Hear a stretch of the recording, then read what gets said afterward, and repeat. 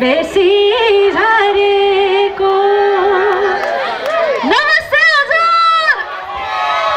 ल यताबाट मात्रै आयो त यता केही छैन क्या हो नमस्ते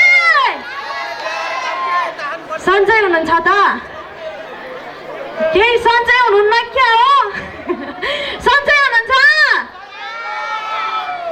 ल अलि हाम्रो दैलेखीको अलि जोस जागर चलाउनु पर्यो है त सन्चै हुनुहुन्छ ल ल आज चाहिँ हजुरहरूको डान्स हेर्दैछु मैले हेरिरहेको छु एकदमै मजा आइरहेको छ मेरो प्रस्तुति चाहिँ भोलि हुनेछ हुन्छ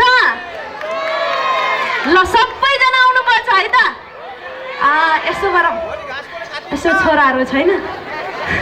लिएर आउनु है सबैजना छोराछोरी लिएर आउनु होला एकदमै रमाइलो गर्नुपर्छ म त यतै बस्ने भनेर आएको हो खासमा